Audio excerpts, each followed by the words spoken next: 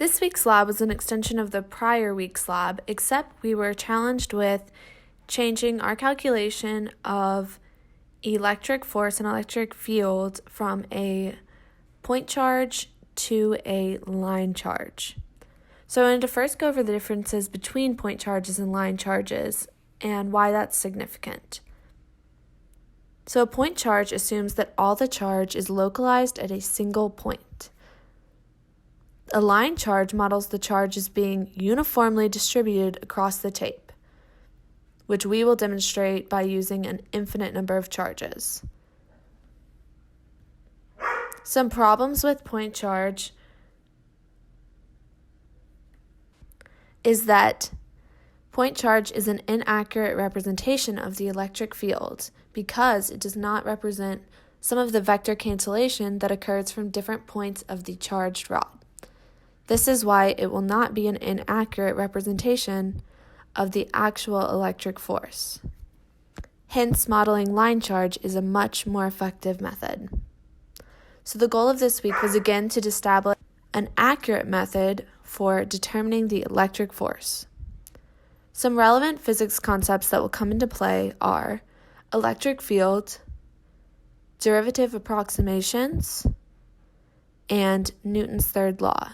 By derivative approximations, I mean the more and infinite number of point charges that are added, the more accurate the approximation of electric force will be.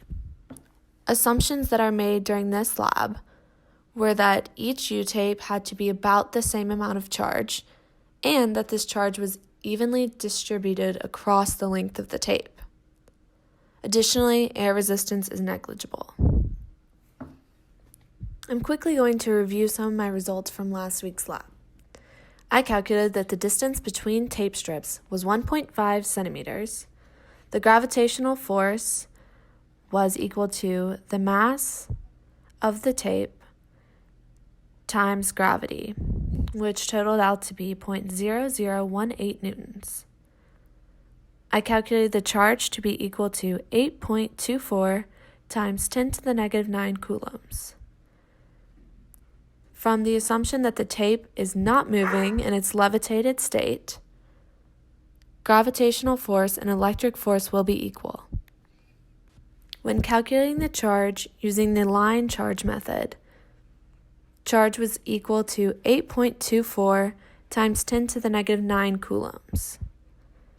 This larger charge can be accounted for by the smaller electric field that is due to the canceling of vectors in the line charge method. This was not the case when using a single point charge. My glow script code is shown on this slide. I illustrate the creation of constants and calculation of electric field.